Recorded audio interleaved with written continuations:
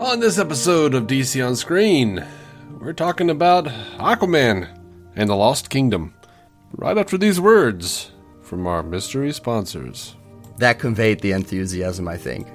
Well done. Wake up at Holiday Inn Express to a can't-miss breakfast that's free with every stay. Count on all the hot, fresh coffee you need and an incredible breakfast buffet that has something for everyone, like eggs, cinnamon rolls, and even hot, fresh pancakes with all the toppings you crave. Next time, do yourself a favor and stay at a Holiday Inn Express with a can't-miss breakfast that's free with every stay. So, when you wake up at Holiday Inn Express, you'll wake up happy, a part of IHG Hotels and Resorts. Are you struggling to conceive? You have options, and at Piedmont Reproductive Endocrinology Group, we'll make sure you have the guidance and support you need. PREG is known for individualized fertility care that's unique to every patient. We take the time to provide a reassuring and empowering experience because we believe that you deserve nothing less. Let us help you on your journey to parenthood. Visit us at pregonline.com to learn more. Get the guidance and support you need at Piedmont Reproductive Endocrinology Group.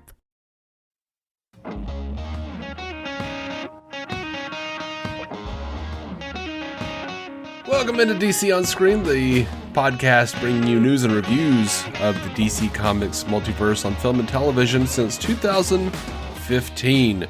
I am your normal host, David C. Robertson. My co-host, however, couldn't get around to seeing Aquaman. He's on call all week, plus he's got a bunch of holiday stuff. Jason, my friend, sorry you can't be here today, but filling in. I am your irregular host. Yeah. Our wonderful friend, Effie Oppelders. It's good to be here. Yeah. Like, I wish it were on a happier occasion than the death of the DCEU, but, yeah, you know, it had to end sometime. It had to end someplace. It might as well be here. It might as well be now. Here's the thing, though. It's kind of the death of the DCEU. But then again, it's kind of like the final twitchings from a DCEU that died in 2017.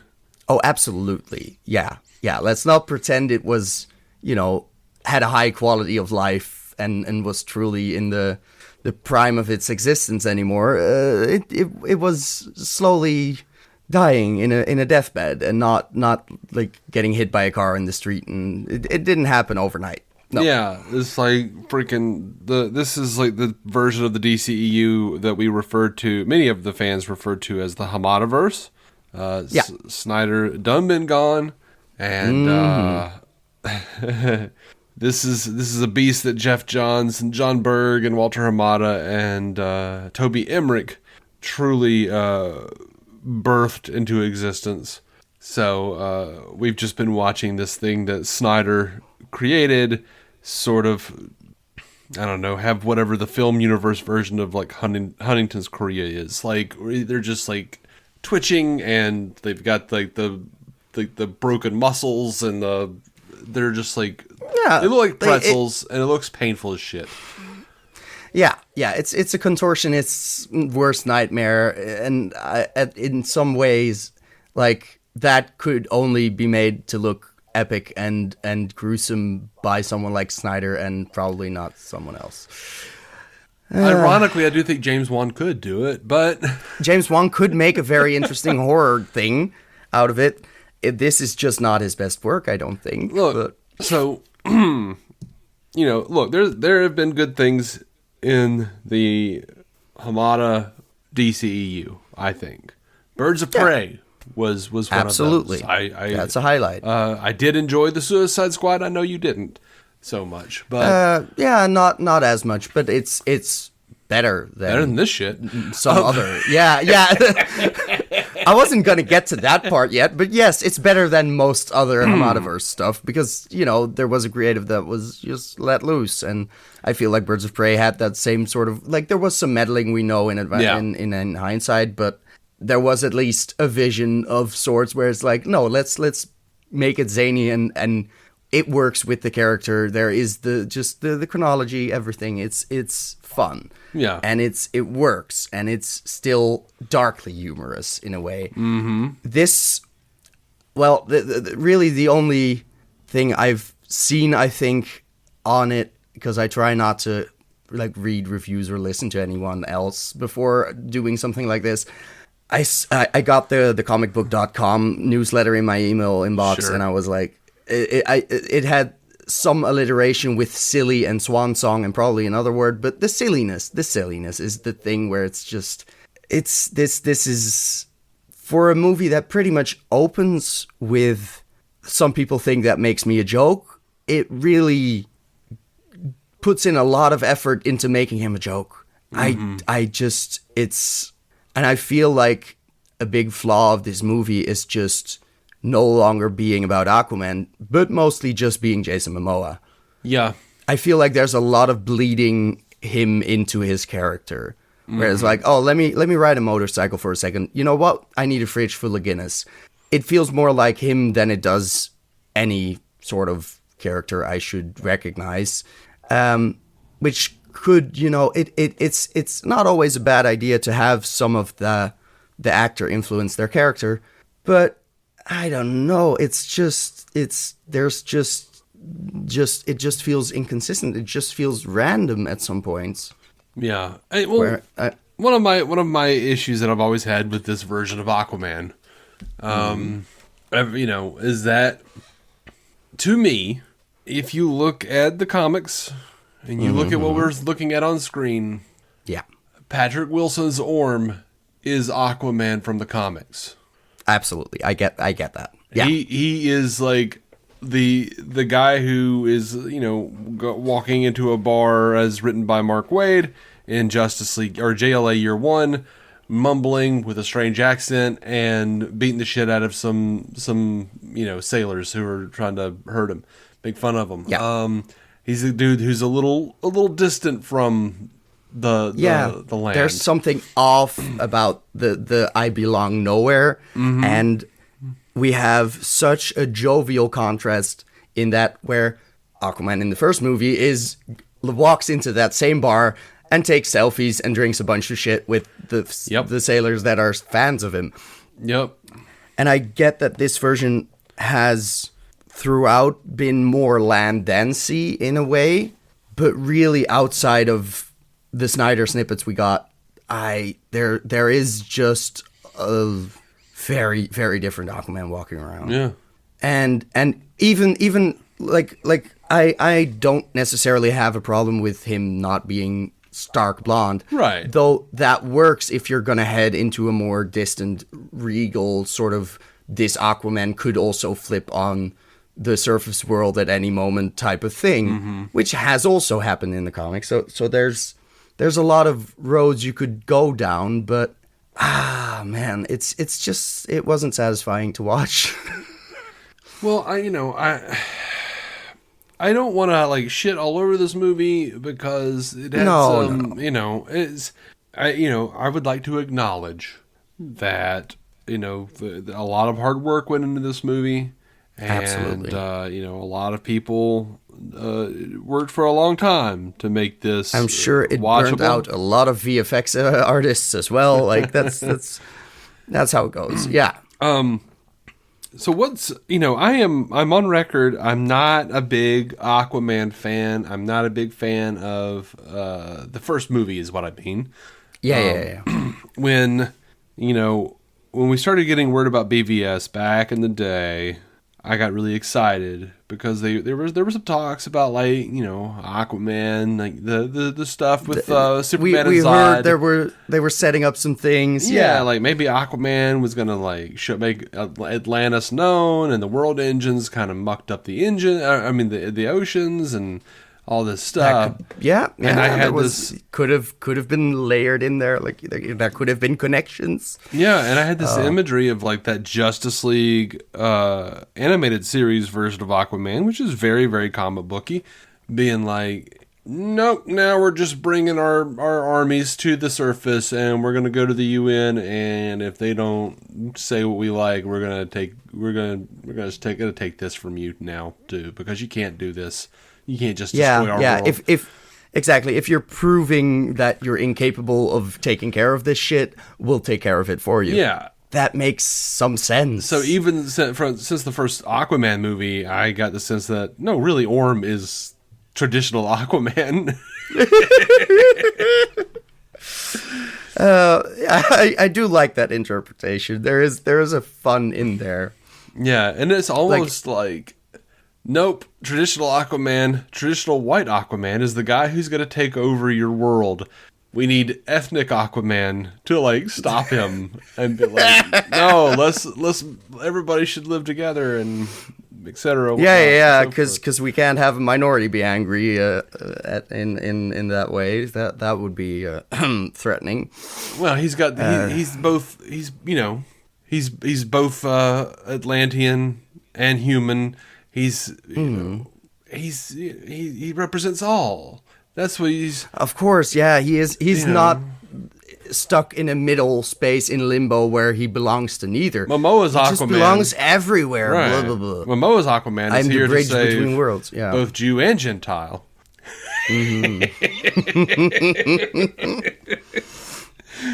Instead of Aryan Jesus, who is plotting to destroy the Earth. Yeah.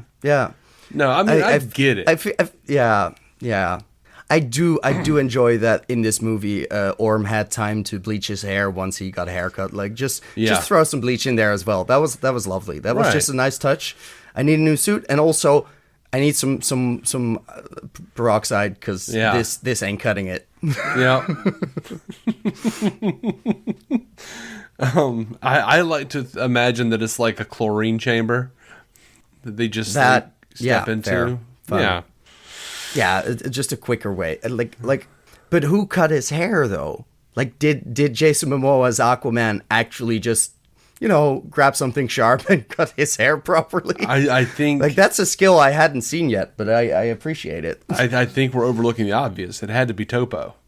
Right. That makes sense. Yeah, that makes more sense. Yeah, like a little Atlantean scissor set, and he's like, yeah. If you can play a bunch of musical instruments, I'm sure you could also make that work. Yeah. Hairdresser Topo. That's the movie we need. The spin-off. Make a show of it. HBO Max. It would be more interesting than the Breen or whatever the hell it was. What was that thing they were trying to do? Like, what was it called? The evil zombie fish that were in like the trench. Oh, right. That. Remember? Yeah, no. I thought you were talking about something in the movie. No. They're not there. Yeah. No, the Trench was trying to be a spin-off, but also a Black Manta spin-off. Ultimately, we found out, I think. And then we got this Black Manta, I guess, who was not Black Manta for most of the movie. I don't know. Right. Okay. So let's actually. I am never about this a movie. big fan of. Yeah, I'm not a big fan of. Let's have him be possessed by a more ancient, more evil. Yeah. It's just this could have been any guy instead of Black Manta, and like his motivation now doesn't matter anymore. His revenge story with his dad. Like it's nice of you to splice the flashback in there, but it doesn't matter anymore because he's doing the bidding of what's his face? Kordax? Sure. Yeah. Atlan's brother, King Kordax. Yeah. So I agree with you. I had the same thought because Black Manta has that great revenge story. He's coming for Aquaman. He's coming for Arthur because Arthur killed his father, and for whatever reason, he can't figure out how to make the Black Manta suit again. Yeah, because he got like a better version from Orm last time, but also he already had he had a version of it before them, right? Like I didn't. Or is he just like? I feel like he was like maybe he was like, well, I need a really powerful version if I'm going to take down Aquaman. Fair enough. Yeah, I need Atlantean tech to take down the Atlantean, and just looking for whatever is out there. Yeah, I suppose. But, he's got wind of this, like, ancient power source, and he's going to go try to figure this out. I mean, did he know any of that yet? Because I feel like he just... I don't know. ...happened upon the Trident, and then had a whole plan that happily, happens to include killing a kid, so he's okay with it or something. Mm-hmm. But before that, I feel like he's just trying to fix his suit by finding Atlantean tech and just looking for any place where there might be some old Atlantis shit. Like, do we have some ancient tech that we could use? Oh, there happens to be a whole bunch of it, and it belongs to this guy. Let's help this guy. And also, he's inside my eyes. So these damn writers were happening upon the try hard. Because good God, I don't know like how fair it is to shit on this movie, because as it stands, this cut, like, it seems like there is a lot cut out, like a lot. Yeah. Like they just like the way it opens with like the clunky voiceover. It is very rushed in that sense. It has very little time for pacing itself. It does really just jump in a lot of places, and I get what you mean, where it's like, it seems like you could have just had the opening scene as an epic reveal of like, this is what Aquaman's been doing, without the playing with toys, without the clunky ass voiceover, which was just not well written.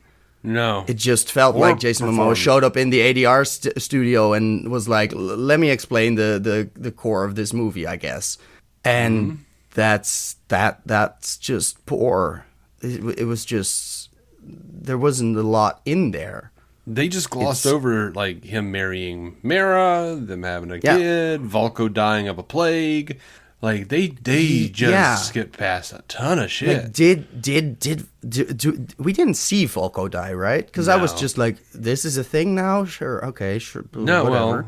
well, but somewhere in those 5 months, because they did a ton of time jumping. Somewhere in those 5 months, because of this ancient power source is destroying everything. Yeah. All these plagues started happening, and Volko was a victim of one of them. Yeah, it's just toxicity for the season. It's the climate change story that we knew was coming, but also it just feels forced in there. Yeah, like I thought the song in the credits was gonna be Captain Planet, he's a hero, gonna take pollution down to zero. It was like more on. It was just, it was basically as on the nose as Superman for the Quest for Peace in that way, which Just like the climax of Superman talking to the UN about nuclear arms. No, I'm aware, but it's just that somehow didn't solve the arms race with our nuclear warheads, and I feel like this also isn't going to be the one thing that brings together the world to end climate change. Well, no, because if this is, this is set 4 years after Aquaman, so sometime in the next 6 to 7 months, Darkseid is going to come and destroy most of the world, if it's still in the Snyderverse. I feel like that's a good ending for the Hamadaverse. Jason Momoa has been kind of adamant that, like, at least Aquaman 1 was in Zack Snyder's Justice League. Yeah. We can headcanon that either way, thankfully. I'm glad. I would be glad to have that as my headcanon, as like Atlantis makes itself known. Jason Momoa, Aquaman, gets up in front of the world and says, "Hell yeah, I'm Aquaman, not Macho Man Randy Savage." Ooh. And then, like, 5 months later, Darkseid is. And yeah. Just, I'm glad you tried, but fair. Yeah. And Mera gets to be traumatized and have her accent back and try and avenge him. That to me works. I'm fine with that. You know what? While we're talking about Mera, I didn't mind Amber Heard in this at all. No, me neither. I didn't feel like she was cut out of a lot or anything like was alleged before. I was just like, no, there's plenty of action things. She just doesn't have a role. There's just nothing for her to do. She's just kind of there. Like Aquaman's mom is also just kind of there. For some reason, the queen and the queen mother are both in some sort of border defense. Like we're also part of the cops to stop an invasion. So like we have a job outside of the at least palace, I guess. At least as far as Mera's concerned, that's pretty that's pretty source material. Yeah, no, sure, that makes sense. There's no setting it up. She just sort of shows up. Yeah, and that's her role. She defends, Atlantis, and I don't think I know, but that's nowhere in here. I mean, because it feels like she's in that house. No, it just happens. I mean, there is just the focus on Aquaman. Oh, by the way, I have a job. I'm king now. Well, we don't get any like we could almost presume she's a stay-at-home mom when she's not sitting next to him in the throne room, because we see her in the house, we see her in the throne room, and then she shows up on a seahorse or a mantis or something and starts helping out, which makes sense with her power set that is fairly unique within this society. Yeah, but then also his mom is there, and it just felt very much like we needed to give them something to do. To me, it did not feel like that. To me, it was like, they're doing what they should be doing. Because, like, I was, with all the reports of, like, her being cut out, I was worried, like... We would see snippets, yeah. No, like, I didn't get that sense. No, yeah, I didn't get that sense. I was surprised and impressed, because it just felt like the movie wasn't about her. Yeah, that very much is true. Still doing her thing. And she even got to, like, come in and save his ass, So yeah. No, she was there, but it very much felt like just being there, and it's felt rushed more than cut out, if that makes sense. There's just very quick snippets of action scenes that I'm sure she might have felt like she was cut out, because I'm sure for half of it she didn't need to be on set. There's just a bunch of shots of Mera where I'm like, yeah, that's CGI. That's just fully, we might as well, we don't need her face in this shot. Good. Yeah. And it's like, I don't think she was done dirty. I just think that either, give her more of a supportive role to Aquaman, like give her some lines, or don't. But this was just... It wasn't her movie. I agree. I get why they... I also didn't enjoy a lot of whose movie it was, so that might be an issue. I get why they didn't... I had forgotten, but when Black Manta was like, damn, you took his woman too? I was like, oh yeah, that's a great reason to keep Mera out of most of this, because, like, I don't want to have that conversation. I don't want to watch them have that conversation where Orma's like... used to be my betrothed, and now you're married to him, and that's bullshit. And, I don't want to see that. I mean, yeah, but then don't call it out. Like, yeah. Because it felt gross to include it, even, because I was like, dude, that's so easily explained, whereas, like, we might just... She's not an object. Let's just assume she wanted to marry one guy and was forced into being the fiancé for another guy, because that's kind of the story. Uh-huh. Like... Why does Black Manta need to bring this up? Like, it felt like a weird one-liner where there are just a lot of trying to have a fun line in between a fight, and I feel like they were trying to hang a lantern on an inherent weirdness that they noticed in the first movie. I mean,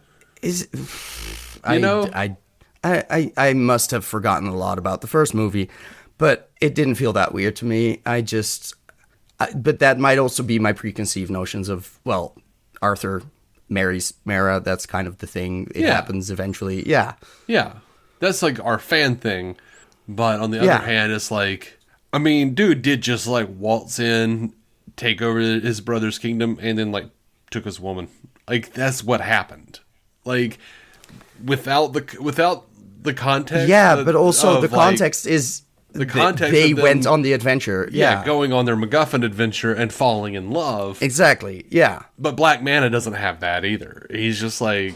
No, sure, okay, but it does demonstrate more of his internalized, like, his misogyny than anything outside of him, but, I don't know, I didn't need it per se, because that's the thing, like, it is called out, there is a lantern hung on it, and then we don't do anything with that, because it's not a storyline. Yeah. So why spend time on that? It was like, I think I could have not had the line and I would have been fine. I probably wouldn't have even thought about it. Exactly. And and there's also no response. There's no her rebutting that comment or anything. Right. There's no clear, oh, you're a dick for saying that. There's just the, I guess? Oh, right. Well, no time to think about that because now we're blasting lasers again. Well, based on the rest of the dialogue in this film, I would say I'm actually thankful that they didn't have her give a rebuttal because it would have been just awful. Oh, absolutely. But that's my issue. The lines are just there to either pretend to be funny, pretend to be cool, and none of them work. There's it's just so much bad writing. When they find that baby Arthur has been kidnapped and like it just keeps cutting to different people going, no, that was terrible. I'm glad lighthouse. Yeah. No, I'm glad I clearly forgot about that.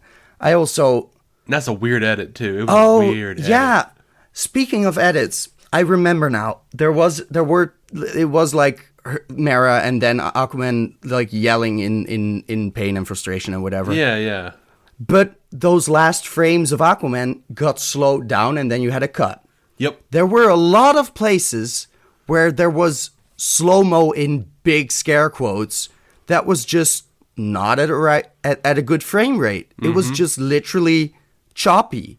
It was just, we shot this at regular speed, but now we feel like we need a slow-mo moment, and we don't have the frames to capture that moment, so I guess you're getting, like, badly edited YouTube quality. Yeah. That felt fucking weird to sit in an IMAX screen and have this huge fucking production and just get, like, slow-ass frames with like, chips in between. Like, it felt amateurish. It felt so fucking weird. And like half the time you could have gotten away without doing it.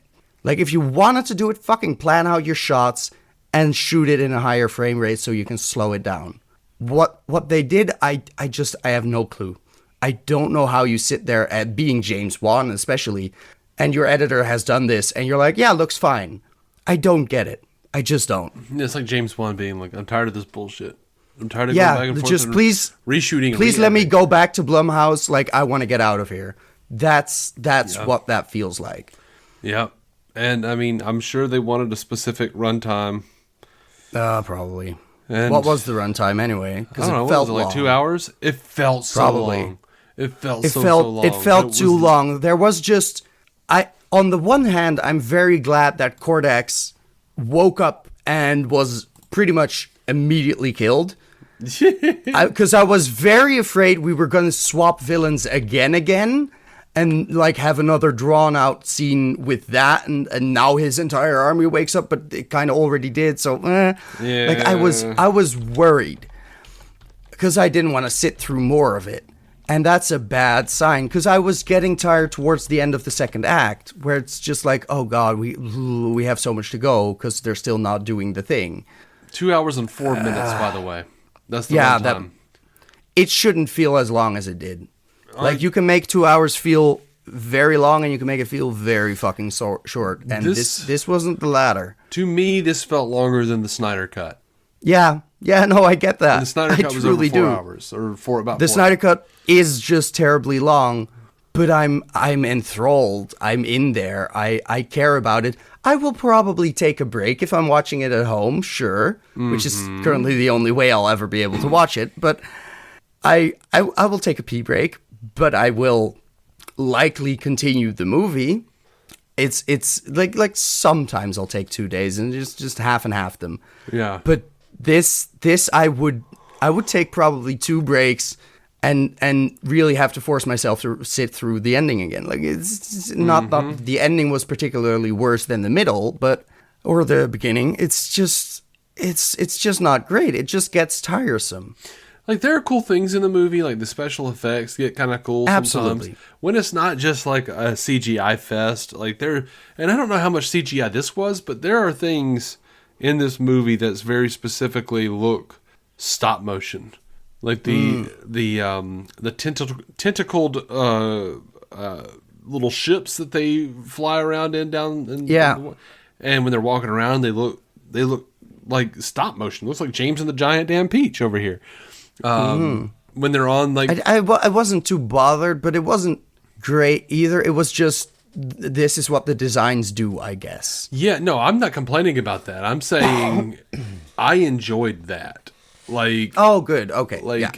When it wasn't just like your rote CGI, when it was stuff like that, it gave it like that looked more practical, weirdly. Yeah. It looked more practical and made me nostalgic for like 80s and 90s stuff, but also like gave it like just a little bit of flavor, like a little bit of style, almost like a Sam Raimi movie. And I remembered James Wan doing that in the first movie and really liking that, where I'm like, that, they could have just done like pure CGI that looked like CGI, but instead it looks like something a little otherworldly, something a little bit not from here. And I really loved that touch, and I loved it here. I just wish there were interesting things going on around it. And yeah, because sure, Atlantis is still pretty, and like even like the insides of the octopus machines felt sort of, it's ancient Atlantean technology, but still we have like red buttons and like big handles, and I'm like, okay, sure, whatever. We're truly walking by shoving the left and the right. I was good with that. I was fine with that. Like it was like Atlantean, but steampunk. It's funny, but I get that. It has a quality to it. It's probably just the color where I'm like, the bright red, really. It's underwater, guys. I don't know. Like but the outside of them, even if you make a moment of it, like Wes Anderson movie, absolutely. Sorry, it's like, but the outside of them look like a yellow, like a Wes Anderson movie. Oh, I get that. And the stop motion did feel like Wes Anderson to some degree too. I understand. Yeah, no, I could see that. There's something in there. God, it's hard to care about what's going on because there is just so much nonsense in there, and it like the stealth suit, it has a function for a bit, but also he is exposed often enough where I'm like, well, I hope you killed that guy, because otherwise you're exposed as the King of Atlantis interfering. Mm-hmm. So it still feels like, we get an extra toy, I guess, and we needed this action beat in here, and there's just a lot of why should I be invested right now? Yeah, there's a lot of cool action. There's just not the setup, not the writing to make me feel anything. The perfect thing they could have done was to have Batman, or he goes to Batman breaks Orm out of prison. That would have been delightful.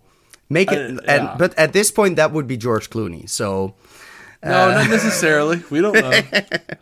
We don't know the timing. That's know. True, but and apparently they re-edited and reshot based on that a lot, because they didn't know whether they were going to be before the Flash or after the Flash. And then, we're going to be after the Flash. Well, what are we doing? Well, James Gunn is here now, so we can't set up. Never mind. Cut out any setup for next time. Yeah, because like that cameo with Batman, I don't think is anywhere near here. Like no. that ended up on the editing room floor. Like, come on. And there were two different ones, because they shot one with Michael Keaton and then they shot one with Ben Affleck. Yeah, and neither is there, because it would just be confusing at this point. So what we get is the mid-credit scene we got, which is just or meet the again for the second time. I'm glad we got that joke again.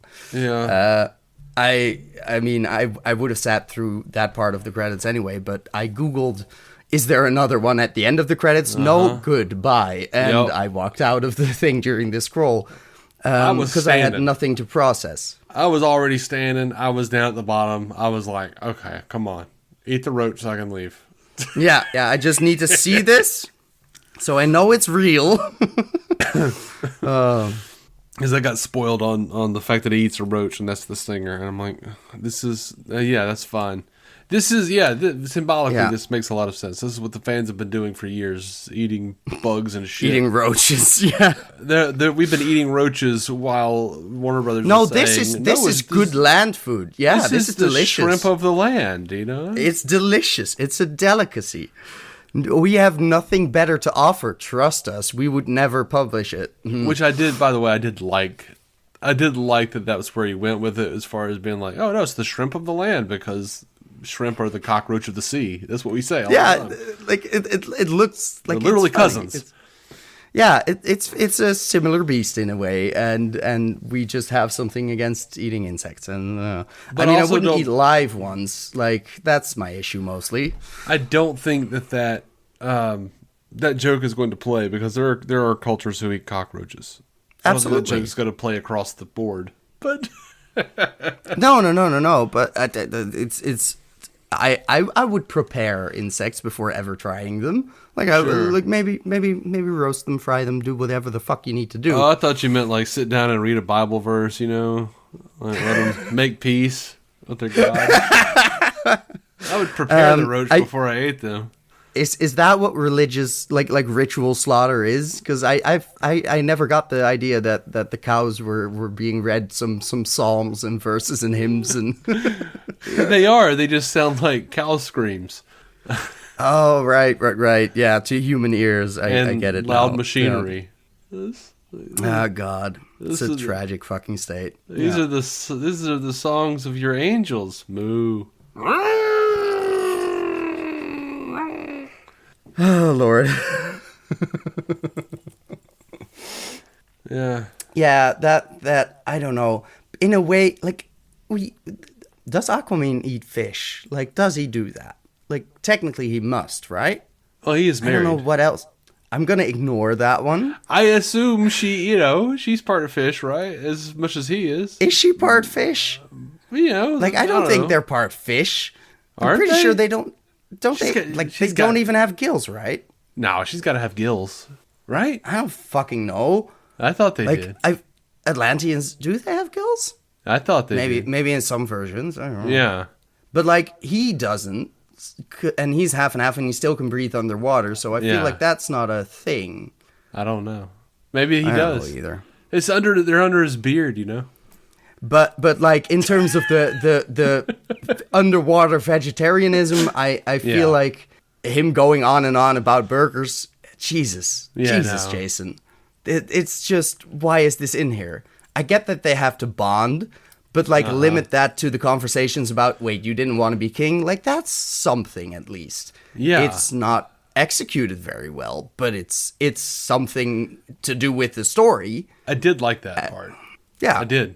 That was, he was like, wait, that was fine. You weren't coming to do this? You weren't trying to steal my shit like my dad told me. Like, that's the problem. That is something that could bring them closer, where it's like, oh, right, I've been taught to think of you one way, and you showed up, and I just expected you to be out to get my role in society. Mm-hmm. And that's just not the way it worked out. So that was better. There was something there. But in the same way, like, there probably could have been something there with Orm gaining the trust of whatever Dolph Lundgren's, like, King Nereus, I think. Yeah. Like, gaining his trust throughout the last battle, and like, yeah, but it was just a short beat. It was set up late. It was immediately cashed in, and then we moved on. And I'm like, okay, yeah, Orm is growing as a person, I guess. Point taken, but I don't feel anything when this happens. Right.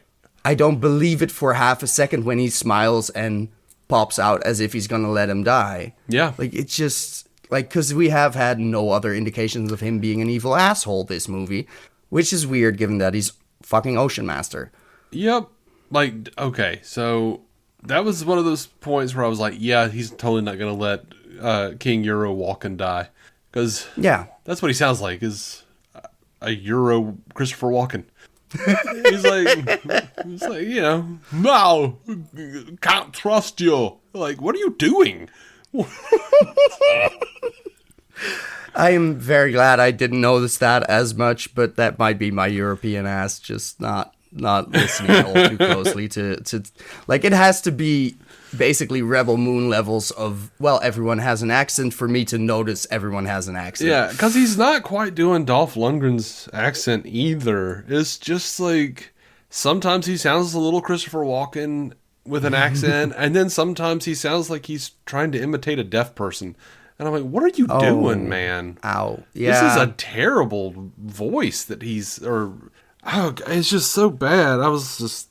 Let's just assume James Wan wanted to rap that day and was like, we're not doing another take for this pronunciation shit. We'll fix it in post. Yeah. He was just all over the place with his delivery, where he would just like say words like in a strange sequence.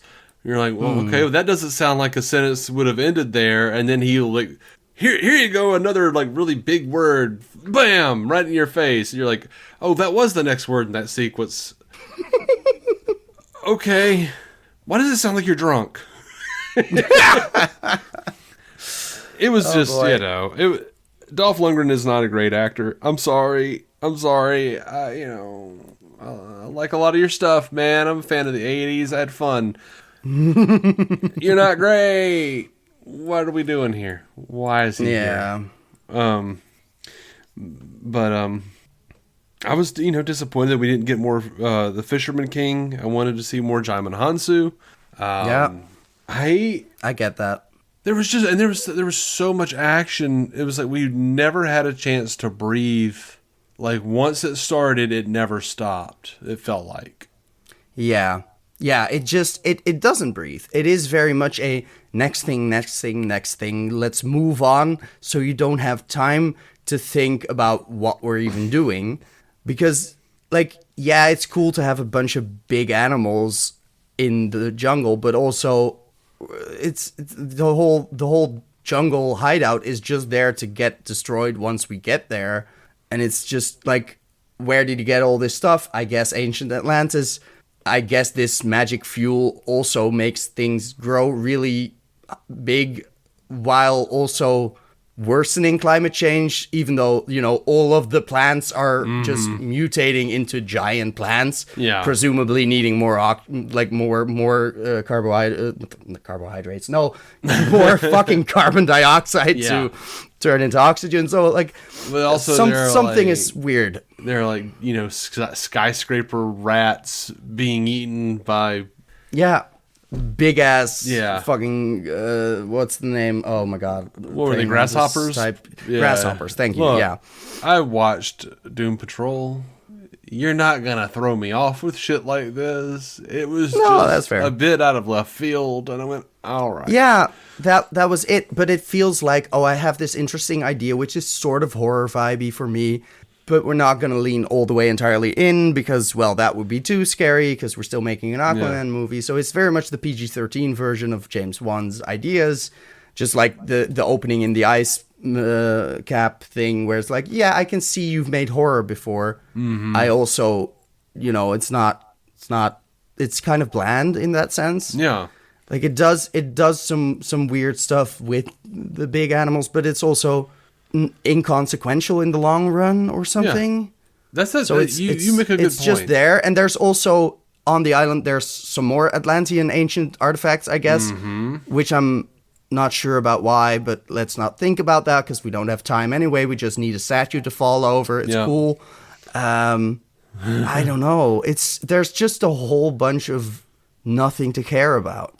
You made nothing a good to point. Latch onto. You said that the whole movie really is what you just said. They found something interesting, but they didn't want to lean into it. Yeah. Over and over and over again. Yeah, there's just not the commitment to fully make a thing of it, make a moment of it, explore the idea. It is very much just we can throw this in there too. Let's get the VFX guys on it, and we'll move on to the next scene. Because there's a lot of scenes to get through, but we don't have time for all this shit. And like I said, the main story is just, it's a forced climate change metaphor that is done to melt the ice caps, I guess, literally.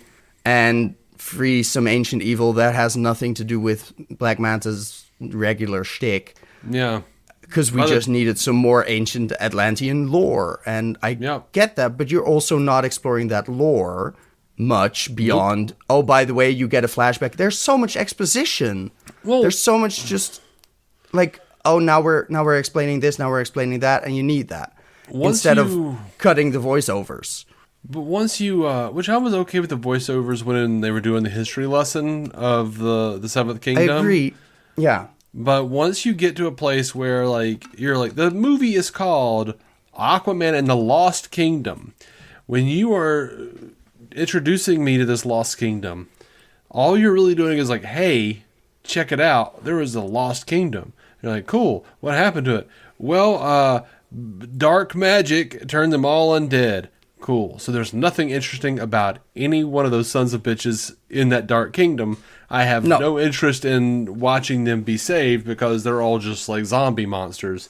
Yeah, they're also not gonna be saved. Yeah, that's the thing. They're not worth saving because their king was a dick and dark magic. So, dark magic. It's and that's ironically a thing I also felt hurt Love and Thunder, where it was like, yeah, if the sword just makes you go mad, then fucking it doesn't matter what your motivation was at the beginning because you have no motivation anymore.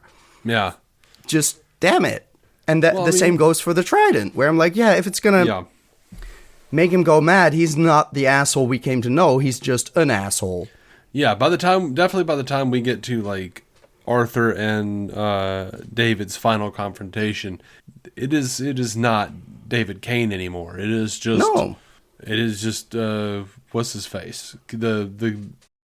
Are you struggling to conceive? You have options, and at Piedmont Reproductive Endocrinology Group, we'll make sure you have the guidance and support you need. PREG is known for individualized fertility care that's unique to every patient. We take the time to provide a reassuring and empowering experience because we believe that you deserve nothing less. Let us help you on your journey to parenthood. Visit us at pregonline.com to learn more. Get the guidance and support you need at Piedmont Reproductive Endocrinology Group.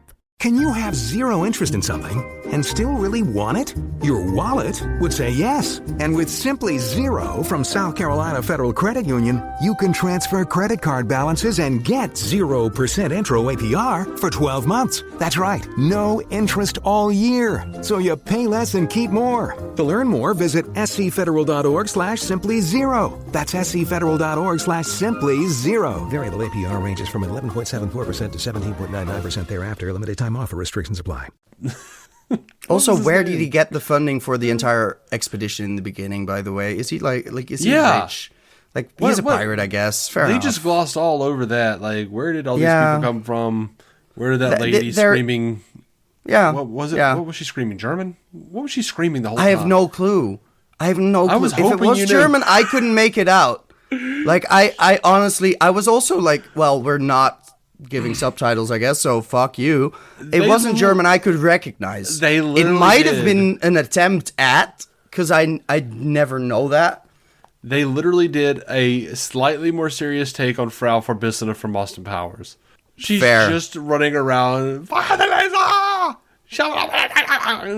are you even saying? Like, I don't I can't make out most of it. Yeah. And like that being said, like the elements of Jason, like in terms of his heritage being in there and with him and his dad and some of the non-subtitles words there in whatever Polynesian language, I'm not sure. Right. I didn't look it up. That is fine with me. I don't need subtitles for that. I like, that's a cultural thing where I'm like, I appreciate you putting this in here. The hamburgers and beer isn't as much of a cultural thing, so like I could skip that. Everybody loves hamburgers and beer. I don't like beer. Exactly. That's the most German thing in the movie, really. The hamburgers and beer. But I just, oh God. There's just so much happening and so little that I'll even remember in a couple weeks. All right, I feel like when Aquaman tells his dad, does the toast to single parents, and then a few minutes later, it really looked like they were going to kill Amber Heard for a second. It looked like they were going to kill Mera. Like, she looked. Yeah, I mean, DD. she looked pretty wounded. Fair enough. But I was then like, once he was gonna like throw some shit at her, once he'd already hit her, and then Aquaman came in between, I was like, oh no, this is supposed to be him saving her, so Yeah. I guess she's not dead. Absolutely. Yeah, as soon as that happened, I was like, oh yeah, no, that's not happening. But then, like, you know, in the comics, they killed, like, Black Manta killed Arthur Jr. Mm-hmm. So And they didn't even do that here. They didn't do that here. They didn't kill Tamura Morrison. Nope. Looked like he was about to die. Yeah, but he just was like- spared for some reason because he had to watch or some shit. And God, you guys just, like, took the easy way out, the safest way out. And it was exactly. like, There is no stakes if you're just like, oh, let's not. We might need these characters later. No, you won't. It's the last one. I will bet you anything they killed someone in one of these test screenings that went very poorly, and they decided to probably. do a reshoot Sure. and be like, because like my guess would be the dad, the Tamura Morrison. Yeah. And that would have been a shame in some ways, but I also get that you can't do Mera because that would have been just inviting controversy for no reason as well. So but kill the fucking baby, honestly. Like that. I know I sound like a fucking psycho, but narratively, that's the interesting thing. I also don't know why we need Shin to be so involved up until the end to be like, but I'm still a good guy and I'm trying to betray like David Kane, and I don't know. It doesn't serve much beyond, oh, this character is actually not that terrible, which is like, I already got that from the fact that he wanted to walk away. Yeah. We're good here. Well, I don't need him to be in the throne room at the end. I mean, at the end of the day, he did like save them to some degree, but you know, it wasn't a satisfying story, Dr. Shin, because I mean, he was introduced in the first movie, and he was like very obviously a joke, to everybody, and you just want to see this guy. It's sort of like Back to the Future. Like, please, can you just at least give me the newspaper that goes from saying Doc Brown committed to Doc Brown given a Nobel Peace Prize or some shit, or Doc Brown committed to Doc Brown commended, whatever it was. Give Shin something to do at the UN near the end as a mediator or an ambassador or whatever the fuck, you know? Yeah, I want to see this guy like get his props. give him get him vindicated because I'm no longer the nut job who thought Atlantis was real. I'm the nut job who, got proven right. Yeah. Exactly. That could have been funny. There could have been something in there, but what we got was, I don't know, Jason Momoa's speech at the end. That was Robert Downey Jr. in the first Iron Man. Yeah, but worse. But worse, definitely. Yeah. It just felt almost improvised. And the last snippet, indeed, of I Am Aquaman, hell yeah, there's just whatever he did. Yeah, like he put in energy, but that's just his usual self, honestly. It almost felt improvised. It felt like it could have been cut. Like it was, oh god.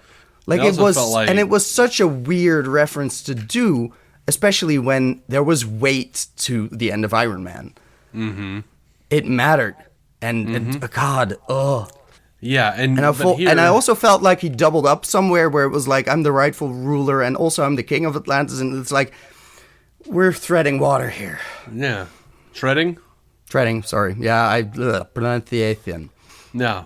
I just midway through got sort of intrigued with my own pun with water and just forgot the expression. Yeah.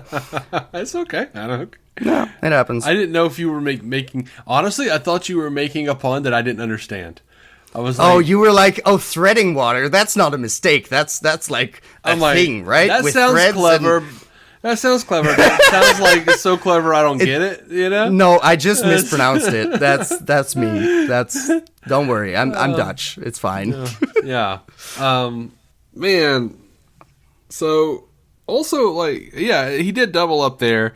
And I kind of it would have been cool if he'd been like member of the Justice League.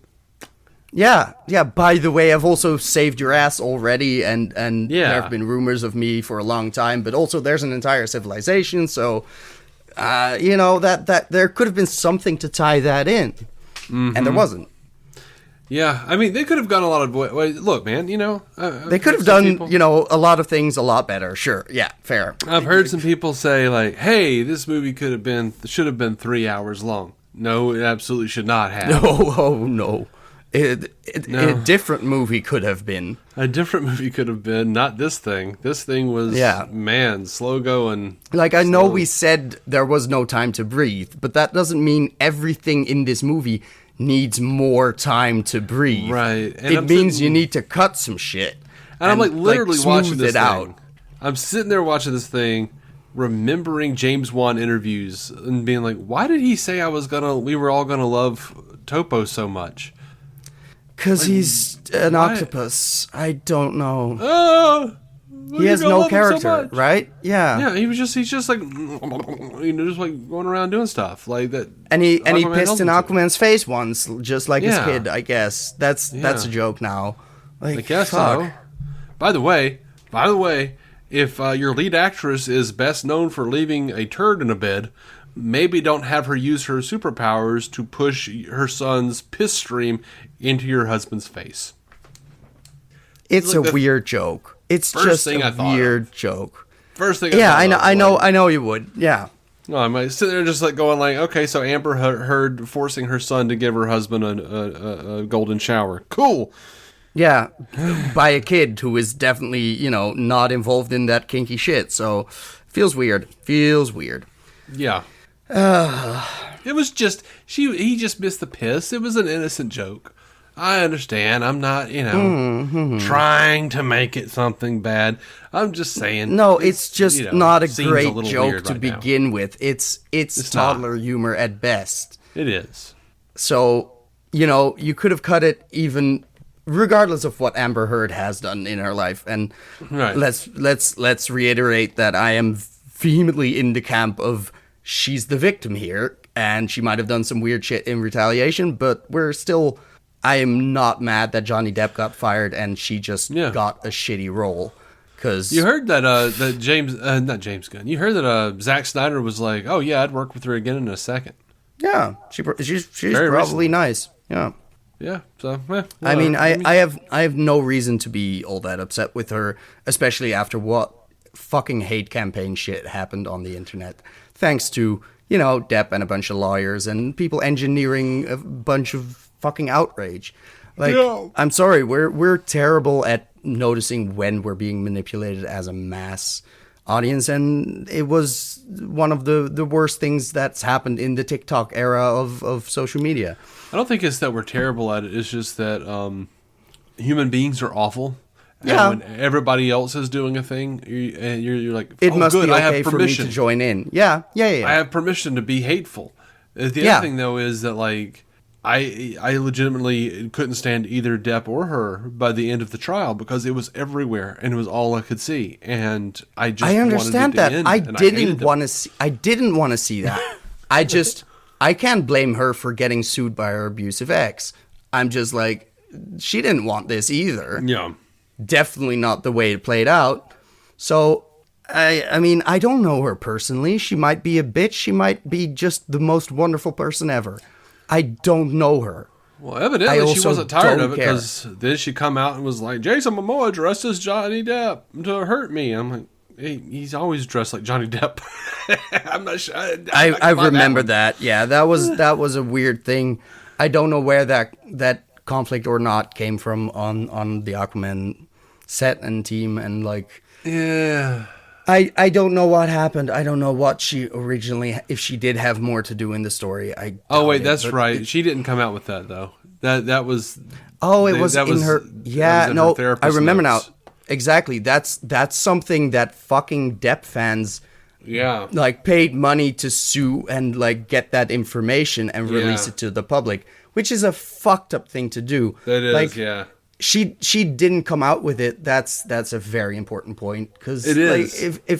Like, there's plenty of shit I say to my psychologists and psychiatrists that is not based in reality, but based in how I felt when that happened to me, and then me adding like, oh, by the way, I know rationally that this shouldn't hurt me like this, but it just feels like he's doing it on purpose and blah, blah, blah, blah. That might very well have been the situation.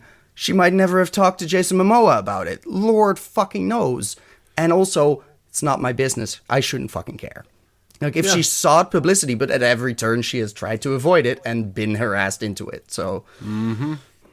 So, what do we say about this movie? Do you think it's a satisfactory ending to this? Is it just or is it just like a thank God it's over situation? I think it's an appropriate ending to the past couple of movies. Yeah.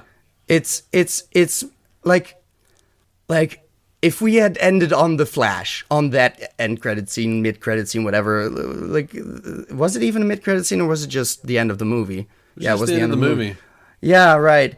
Like, that would have been weird too, but this is appropriately nothing sauce. This is just, it's literally an extension of a gag of like, oh, he likes to eat roaches now because that's good shit. And that I have nothing. I have nothing. I don't think that's a terrible joke. I don't think that's a good joke. I feel nothingness towards that snippet at the end. And I feel like that is the way I felt about a lot of the past couple of movies, where it's just been very, very forgettable. I will say that this. pains me to say. All the roach bits, or the 2 roach bits. Yeah, just 2 of them. Yeah. So by the time that the movie actually started, there were a few families. There were like 2 or 3 families. Mm-hmm. They were all laughing at that shit like it was the best thing since sliced bread, dude. Like, they were just really like, they were just like, ha ha ha! Like, they were just there. I am just not the most common denominator, because I saw him slowly bite that head off at first and taste it, and I was like, oh, I'm supposed to cringe now, but I'm not empathizing with this character on screen. I'm not feeling the crunchy sound effect. It's not getting to me. And then they even had the gut slime go down his chin. Oh, did they? Oh, yeah, they sure did. Oh, it's not my sense of humor, I guess. We all know I don't have a sense of humor, but God, it depends. It's sad. It depends on like, I've definitely laughed at someone eating roaches before. I'm sure there's a way to make it funny. Yeah. I just, at this point, didn't care. The same way I didn't care about the end big finale speech of we're gonna come together and save the world type of thing, where it's like, okay, I get it. It was a movie about climate change, sorta, because most of the movie wasn't about that, but we forced it into the plot anyway. So like, go do something. We're not gonna next generation. We're not gonna actually explain how we're going to, No. It's just Atlantean tech plus. The surface world tech will fix this somehow. It was like whatever gas we just pumped into the atmosphere. It was like Mayor Oliver Queen, like, being like, "We're gonna fix gun control." End of episode. Never mentioned again. Never mentioned again. Oh. It's like, we're going to take a really serious subject Jesus. and just like, we're going to fix it. Taking a stand. Wow, you softballed that right into our... Yeah, where it's like, oh no, we just got to come together and fix it. Where it's like, no, maybe we could have had a scene of, like, destroying some major-ass polluting companies or something. Something fun. Destroy some factories. Fucking tsunami them. Like, it has no edge. It is very much just the blandest of bland 4-quadrant Drek, and I'm just bored by it. Yeah. And that's sort of what the movie industry has become, and it's not for me. I am like Hollywood. Ugh. I'm very hopeful about James Gunn. I hope he does something different. I've never seen him make anything like that. No. There's a lot you could say about his movies, even the superhero stuff. I'm not a fan of each one equally, but it is at least a take. There is something there. Like, he got a PG-13 movie with a bunch of animal abuse through, so, like, there's at least an edge there. There is a somewhat of a statement, even, and it's not as blatant. It's not a Supergirl speech at the end of season 1. It's just there for you to really hate watching, and that's perfectly fine. that emotionally resonates. There's also a bunch of stuff in that movie where I'm like, I didn't need this, but that's a different story. Well, things are so subjective, Absolutely. Yeah. Like, look, love Zack Snyder, love the Snyder Cut. I don't need about 3 hours of that movie. Sure.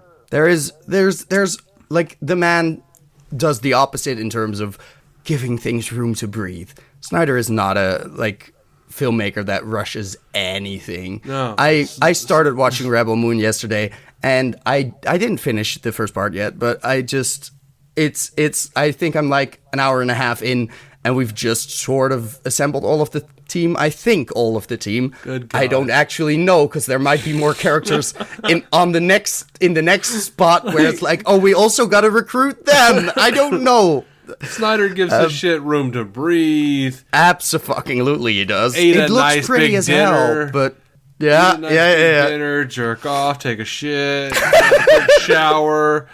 By the end of it, you're like, the scene is just sitting there sipping champagne in a hot tub, waiting to get laid, and you're like, where is this going? But you know what? It looks pretty. It doesn't matter. It's aesthetically pleasing. And it took 4 years for us to demand this thing, so he got his way finally. So let's go ahead and.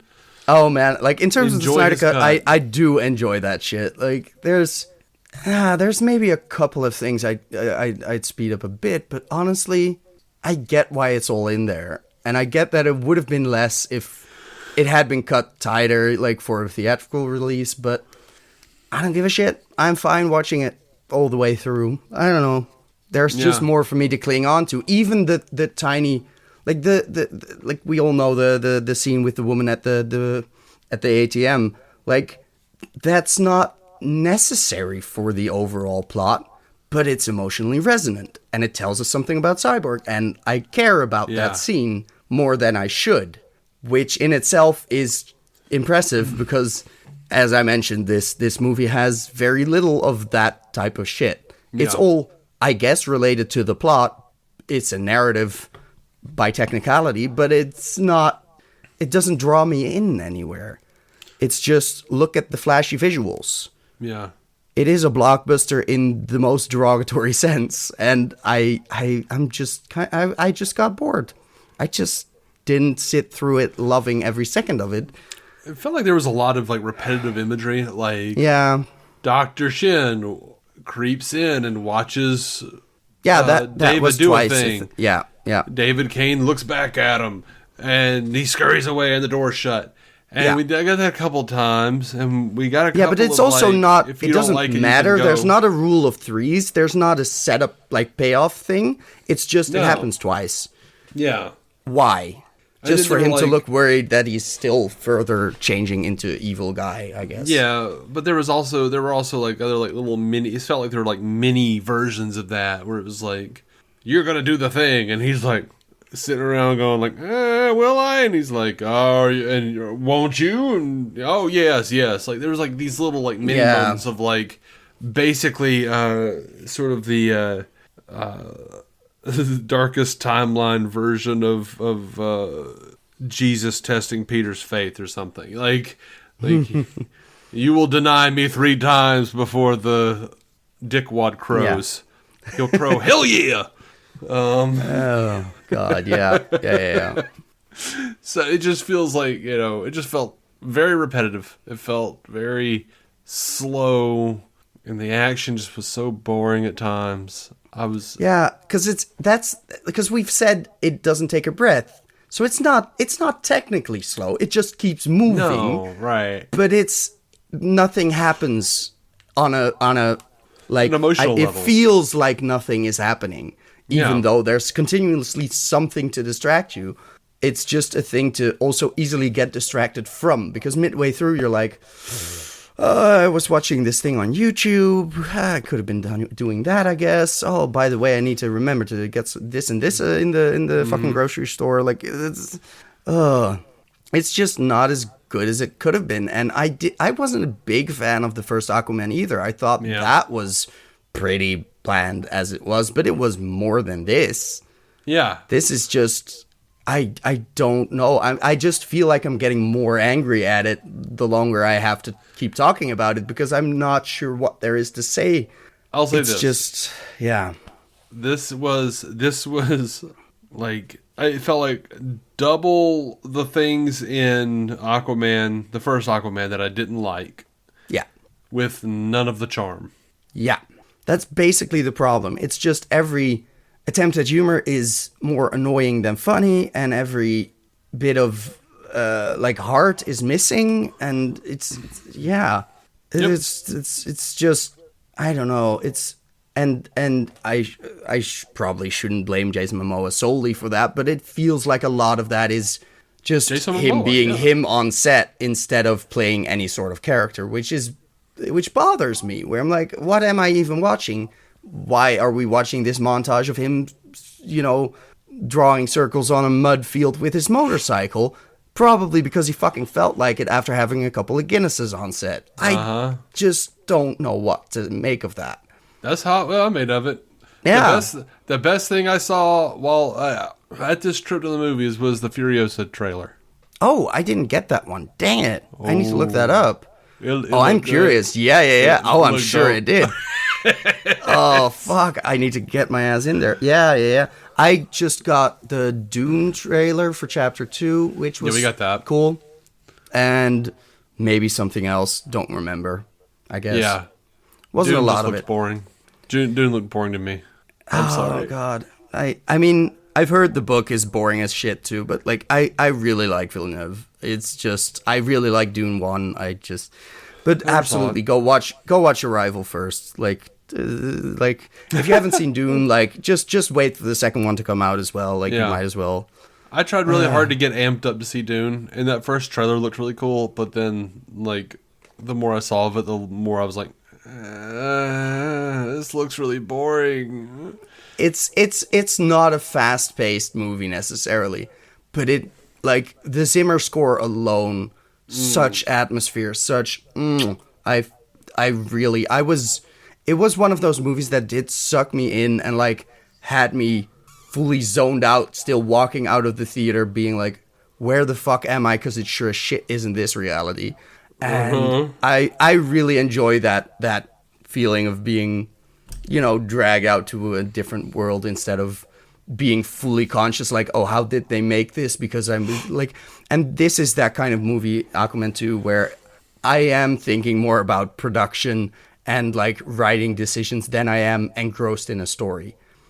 Yeah. And that's a pain point to me. Whereas something like Dune or Arrival, just it swallows me up and it takes me with them to a different plane. And I like that a lot better. Which I feel like is what Aquaman should have been able to do.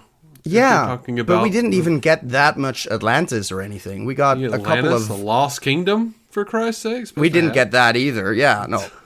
Like, we got more, we got equal amounts Lost Kingdom as we got desert shit. Yeah. Weird dead desert people and creatures. Yeah. That all sound the same. Yeah, it's just another type of zombie to introduce, really. Yeah, they're all just going... Like, why do y'all sound like Topo or Topo, whatever? You sound like Topo. You sound like the people sound like the things that they were writing. Like, everything's like sounds the same. Okay. It's just it's pretty generic monster sounds. It's just do some growling. Like, yeah. I'm good. I get it. Well, I guess I don't know if Jason will listen to this, but I'm assuming once he watches it, we'll have a conversation about it. Yeah, he'll have an opinion too. He'll probably be, less egging each other on like we just had a. Yeah. Like let's further take a stand and both agree on shit. And like, no, he'll hopefully be slightly more entertained by it, but that's why I tend to disagree more with him than with you. So yeah, I literally walked out of the theater, and as I was walking to my car, I muttered underneath my breath, I don't even want to recommend that for streaming. Oh, I get that. Oh, that's rough. Yeah, but it's true. It's like it's 2 hours you could have been spending on something else. on something, I don't know, anything, really. Like using a freaking potato peeler on your dick. At least it'd be more If you interesting. can keep that up for 2 hours, that's impressive, honestly. Well, you just got to do it a couple times, and the rest of the 2 hours will be spent in the emergency room. But, Fair enough. Oh God, no, it's just God. Yeah, no, it's not great, and it's a lot of fucking money, and it's probably gonna lose a lot of fucking money, and it saddens me, but it also feels very fitting in terms of how this universe bled dry. Honestly, I now finally, after, 10 years, get the name DCEU, because this universe was extended far beyond the years it should have been in existence. Yeah. It's drawn the fuck out until it couldn't do anything anymore, and this is what we got at the end of it. I mean, look, I try to be fair. Shazam 2 was fun. It was more fun than this, but it also wasn't good. Like, the first Great. Shazam was absolutely better. Like, undoubtedly. Well, it had John Glover, of course it was. That's the only thing that was better about it. Sure, no. No. I was hoping for something better with Shazam 2 as well. There was definitely shit in there that I wanted to change about it as well. And this was worse. This is like what Gunn's been talking about, how they're just doing sequels to make a sequel. Yeah, like it's just the last one made $1 billion, and we don't have a story, but fuck it, let's make it about climate change, I guess, sort of. And Momoa is, in an interview today, I think, said, like, oh, well, it's up to the fans. If the fans, support it, we might see more Aquaman in James Gunn's DCU. And to that, I say, don't support it. Yeah. I don't want to see more of Jason Momoa's Aquaman. I'm tired. No. If done. anything, this movie convinced me that he is much better off being Lobo. Like, if that is indeed a gig he gets, I'm fine with that. That makes sense for his character that he apparently cannot hide despite being an actor. Mm-hmm. I also thought the suit was extra bulky just because, like, there have been plenty of interviews where Jason Momoa is like, I hate lifting. I don't want to train for this shit. They better pay me to do it. And there was indeed not a shirtless scene in this one where I was like, yeah, you needed the padding, honey. Yeah. Also, well, there were so many reshoots. Oh, that's also true. Yeah. I saw at some point it felt a bit like the Tomorrowverse / DCAMU type Aquaman of just lots of big shoulders, tiny head suddenly, which is impressive to do with Jason Momoa, who is a big dude. So it struck me as just a funny, like, yeah, right. They took it easy on you.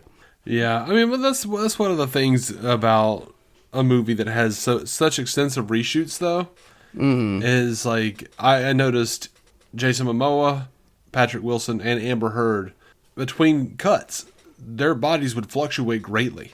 That sucks. Amber Heard was very noticeable in the face, especially like sometimes she would just look very, very different. Yeah, no, I had that too, where it was like, I don't know anymore I don't know what you look like anymore. I would have to look up a recent picture of Amber Heard now. And there's no shame in that, but it is very much a, like, why should this be noticeable from shot to shot? Like, that's, and the whole, just the goodbye scene where their mom, like, makes them promise to be, like, help each other out. I don't know. It's just a lot of, it felt forced in so many places where it's like, I get that this is the idea of the movie and the brothers have to come back together, I guess, but it falls flat in so many ways, and it fell flat. I had that gut feeling that it wasn't going to be what I would like anyway, but it somehow exceeded those expectations in the negative, which is impressive. Honestly, like, I was hoping we could have a better ending, just like James Wan giving us one more sort of decent one, and it's just not that. Nah. It's just, yeah. Yeah, I hate to say it, man. The Flash was better than this. Yeah, it really was. Like, there was more memorable. Even the bad shit was more memorable. Yeah. Even when it was really bad, I was still like awake and going, "Oh, that looks terrible." Yeah, exactly. Where it's like if we'd had like the same amount of time and effort and VFX shit for the Flash that we did for this, that one could have looked better, and this one could have looked worse, but nobody would care because it's also just not a great story. Yeah. It just wasn't a good story. That was like... No, it's just one of those things where I'm like, they put the fucking date on the release schedule and then said, like now go. times. Yeah. But clearly during production and not ever for like, maybe we shouldn't give this a release date until we have a script that's good, that we like. There were like, what? Four names in the credits, and then 5 including Jason Momoa for the story credits. I was just like, oh god, yeah, I can tell. I shouldn't be able to tell, but this was very fucking clear. Like it was more messy as naming credit shit than Shazam 2, where I also was like, yeah, I could tell. And it's just, god damn it, have someone write a fucking story before you start pre-production and production and fucking everything. Meanwhile, I think today, like, Gunn was talking about, like, oh yeah, Tom King is going to be a major architect of the thing, and I'm like, bullshit. Absolutely. Tom King, one of the best comic book writers they've got going, former CIA, hell yeah, write us some stories. I want a Human get him to Target do series. some shit. I want a Mr. Miracle movie. Why not? Like, there's so many places to go, and as long as you have someone with a vision for a character, like some story to tell, that can be great. It doesn't have to be Batman every single time. I like Batman. No question about that. But I would rather have a good story than just another Batman story, if that one's not going to be great. I was seeing more casting rumors once again, and I'm also like, God, guys, we don't have a script. Gunn specifically said he's not going to cast fucking anyone without a script. You're just reporting on fan casts. That is the place we've come to. Anyway, it's a hard life out there as a DC fan, at least. Yeah, and I don't see that ending anytime soon. But oh no, it probably never will. 2024, we're gonna have a big break for movies. It's gonna be quiet. And, well, you say that, but we're going to be talking about all the production updates and stuff for Superman Legacy, and we got Creature Commandos probably coming this year. True. Maybe Waller. Maybe. Mayhaps. I don't know. We'll see. I know regardless, we got more Harley Quinn coming. Oh, yes, right. That's going to be fun. Good more shit. More Sandman. Yes. There is still good shit to look forward to. The Penguin. Oh, right. Yeah. Hoping that's fun. Yeah. We got some stuff. Joker. We still got stuff. We just don't have a big theatrical release, which is probably for the best because we want the reboot. Like, well, we do have the Joker. We have Joker 2. Rightfully I do. Yeah. Right. Mm-hmm. I am, conflicted about that one like I was about the first one, so we'll see if it's any good. I mean, the first one was good. It was well made. It has some... like, not problems with how well it's made, it has problems with content and message and politics, and I'm like, there's video essays on this topic that can explain it way better than I do, but in terms of someone with a mental illness, it has some questionable messaging and morals in there. It's weird. It's a weird way of portraying shit. It's also, I think, purposefully very muddy. Yeah, which means you're not taking any care to keep it coherent in that particular way. But that's a different review we've already done. So we have already done that, and we've done it. I was there. Times. Yeah, you were there for one of them. Mm-hmm. Yeah, I joined in. I remember that. But now Lady Gaga's there, so I'm gonna watch it. Absolutely. Like I hear there's gonna be song shit. So she's a great actress. Like I'm very glad they got her. I'm looking forward to it. Yeah, I'm just also probably gonna be depressed as shit when I walk out, but that's just a given with these movies, I guess. Mm-hmm. Or we'll watch it and be like, well, that just didn't need to be made. Jesus God. Also very possible. Hell. I'm gonna call it. Do you have anything else? Very wise. No, not at all. A happy New Year to everyone out there. Merry Christmas and all the other happy holidays and shit. And Yeah.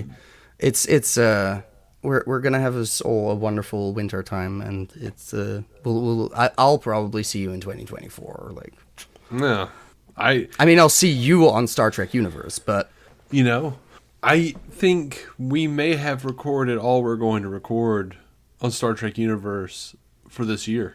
oh, that's also quite possible because we 'Cause, have like, a bit of a backup now. Yeah, Yeah, we have like 2 or 3 or 4 episodes. I don't even know, but we have enough. some in the can. Yeah, we can last a couple weeks. I get it. We have a few in the can, and it's also December 23rd as of this recording. Yeah, and, like, yeah. That's the like thing. tomorrow is Christmas Eve, and then I'll be out of town all day Christmas, and then I come back for a day, and then I'm out of town from the 27th to like the 2nd. So Yeah, no, that's not going to happen this year. Yeah. yeah, this is it won't be the last podcast I release this year, but it'll be the last one that I record live. Fair enough, hopefully. It'll You be need the some last rest, recording. man. Yeah. I do. I just did one with Matt that was like 2 hours long or something. And Last time you mentioned it was like 3, so that's going to be some editing. Yeah. yeah, it may have been 2 or 3 hours. I don't know. Like it's been. Time is an illusion. Like, it's all a construct. Fuck if I know. Yeah, I was more tired when I told you 3, so it may have been more like 2. I'm trying to correct that, maybe. I don't know. I legitimately don't know because I was over there from like 8 a.m. to like 1 p.m. or something like that. So. Yeah. Well, we weren't doing podcasts the whole time. No, of course. Anyway, The pre-talks are always fun. thank everyone for listening to DC on Screen. I hope you continue to come back to us in 2024 and try to. I hope you're like me, trying to keep your spirits up.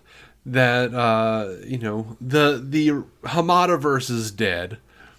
Long live the Gunverse. Yeah. The Gunverse is coming, and no matter what you think of Gun, it's got to be better than the Hamada-verse. Yeah. God's It has sake. to be. Like, if it's not, I don't know what happens. Like, that would be truly insanity. Like, it has to at very least do something for me to, whether it's gonna annoy the shit out of me or be delightful. Like, it has to be enough of a take for me to feel something. Yeah. And that's a good thing, honestly. Like, give me that edge. But look, we're not afraid of giving a shit review. On No, this show. no, not at all. And we're also not afraid to suck a movie's dick unapologetically. Oh, so. absolutely not. We have done that.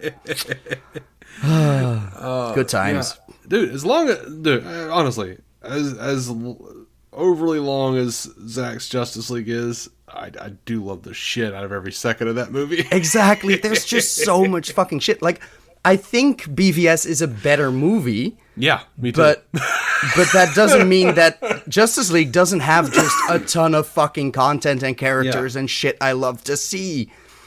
Doesn't mean I like yeah, there's a difference between, sentimental favorites and best and just, very enjoyable, and sometimes you just got to watch a couple chapters and not watch 4 hours of it, but that's also fine. Yeah.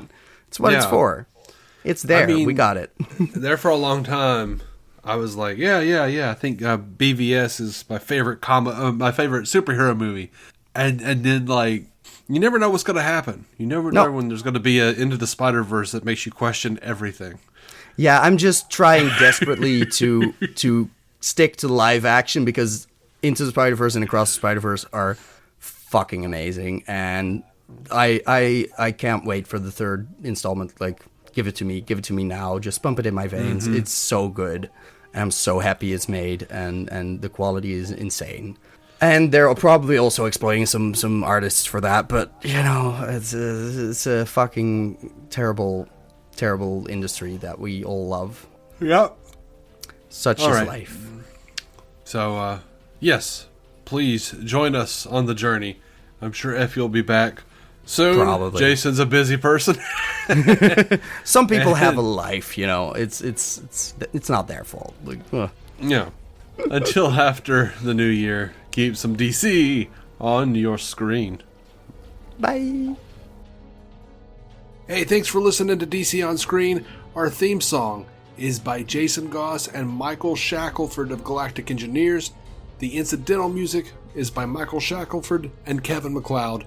You can rate the show on Spotify or rate and review us on Apple Podcasts. Doing that really helps push our show to new listeners, so your help would be much appreciated. You can also contact the show at DC On Screen on Twitter, Instagram, and Facebook, or email us at dconscreen@gmail.com. To become a patron and get ad-free episodes and exclusive content, go to patreon.com/DCOnScreen. Your reviews and feedback may end up on a future episode of DC On Screen. DC On Screen is a production of Maladjusted.tv in association with Stranded Panda. If you haven't already, please be sure to subscribe on Apple Podcasts, Spotify, or whatever damn platform you use.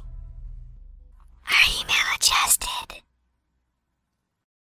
Are you struggling to conceive? You have options, and at Piedmont Reproductive Endocrinology Group, we'll make sure you have the guidance and support you need. PREG is known for individualized fertility care that's unique to every patient. We take the time to provide a reassuring and empowering experience because we believe that you deserve nothing less. Let us help you on your journey to parenthood. Visit us at pregonline.com to learn more. Get the guidance and support you need at Piedmont Reproductive Endocrinology Group.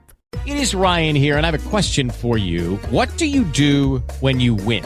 Like, are you a fist pumper, a woohooer, a hand clapper, a high fiver? I kind of like the high five, but if you want to hone in on those winning moves, check out Chumba Casino. At ChumbaCasino.com, choose from hundreds of social casino-style games for your chance to redeem serious cash prizes. There are new game releases weekly, plus free daily bonuses, so don't wait. Start having the most fun ever at ChumbaCasino.com. No purchase necessary. VGW. Void where prohibited by law. See terms and conditions. 18+.